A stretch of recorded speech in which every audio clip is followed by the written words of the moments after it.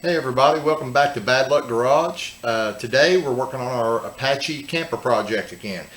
We're going to be installing the new jack and the tongue, and while we've got the tongue apart, or the jack off the tongue, we're actually going to be sanding everything down and probably painting it with some bed coating.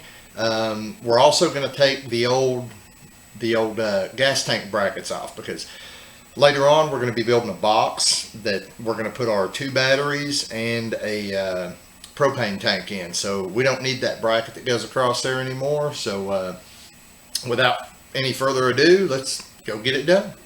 As you may or may not have seen in a previous video where we brought this home, I forgot to crank this up all the way, and I actually bent the bottom here. So we're replacing the jack assembly. This is actually a good thing, because what I'm wanting to do is build a box on here, and I'm wanting to come out as far with the box as I possibly can and as high as I possibly can, because it's going to have a support to help support this bed, you know, just to give the bed a little more support, because I'm kind of heavy, so I don't want to risk, you know, breaking brackets or anything like that when my wife and I are sleeping on this end. So what I'm going to do today is get this off. Now I'm going to have to cut the leg off of it to slide it up out of here, since it's bent. But we're not replacing it with a top crank, because like I said, I want to build a box that comes out to about right here, which obviously would interfere with that. So what I did is I went to Northern Tools and I got this side jack, 3,000 pound capacity A-frame jack. So this is going to place the crank. This is going to place the crank on the front instead of on the top. You know, that way I'll have room to crank even after I build the box to hold my batteries and my propane bottle. So I'm going to get started cutting this off and get this guy installed.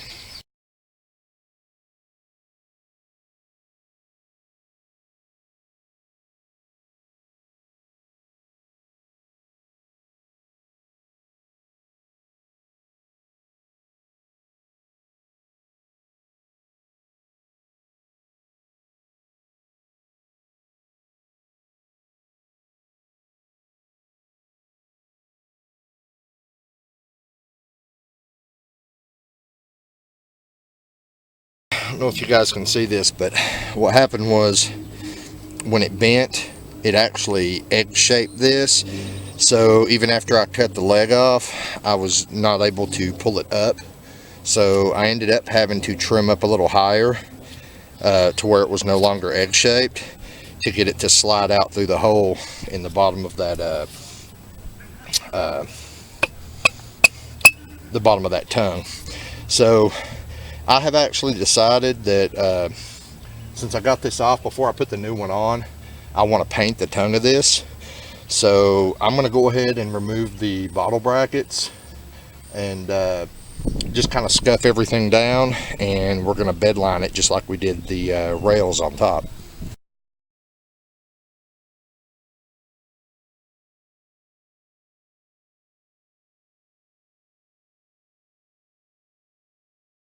We got all our accessories off, and now we are going to use this polycarbide abrasive wheel to just knock all the loose rust and loose paint off before we put bed coated on here. I'm not going to be able to film this because my camera is about to go dead, so I'm going to get this done and I'll let my camera charge while I go to get bed coating, because we're out of that, and you know, then we'll do a little sped up video of me painting this. All right, look at the wifey here. She is scrubbing this thing down, guys. She took these bedsides and cleaned all there was a lot of mildew on the seals up in there. She got all that scrubbed out, cleaned the top, cleaned this end here. Unfortunately, while she was doing it, she found this crack here, so something else we gotta take care of. But oh well. You know, we've also got both ends are cracked around these windows, the plastic is. I'm just going to run a bead of silicone around this entire window frame. That's what I'm going to do for now. But anyway, back to the tone of the trailer that we're working on. As you can see, I got it all sanded down, and I hit it with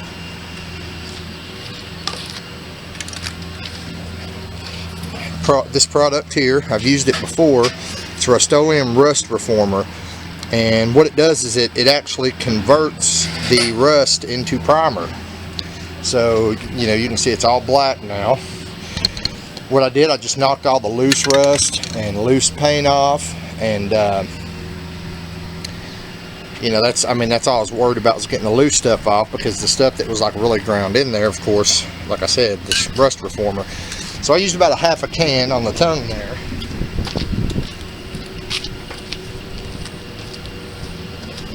And then the next thing we're going to be doing is going over it with you know, my favorite product for durability. It's this Rust-Oleum bed coating. Just in case you didn't watch any of my other videos, I'll just tell you what I like about this stuff. It's really durable, and it's not like bed liner that comes, you know, that gives you the thick chunky bits. After you spray this, it almost looks like a sandpaper finish, but it's really tough. And I can show you, I did the trim around the roof, the edge of the roof with this stuff, and hopefully you can see how that turned out. You know, I love that finish. Like I said, it's really durable. So I'm gonna go ahead and I'm gonna try to spray on 2 coats of this. I mean, you guys don't need to see this, you put it on just like paint. So I'm gonna get this sprayed on, and then I have to take, this is the lower bracket. It goes under here, and the tongue jack, you know, the tongue jack goes through the hole there and then goes through this. So I've got to get this cleaned up and painted and put back on there before we can put our new tongue jack on. So what I'm going to do, I'm going to hit this with my wire wheel on my bench grinder. You could just clean it with a brush and use that Rust-Oleum rust converter and the bed coating on it as well, which is, you know, I'm going to do that anyway. But like I said, I'm going to use my bench grinder.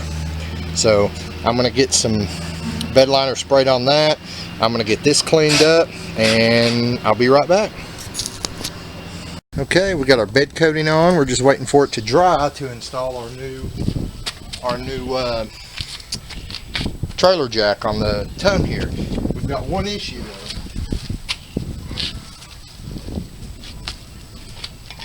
This is our new jack, and it fits just fine in this hole here, but this bracket that goes underneath here, the hole's way too small.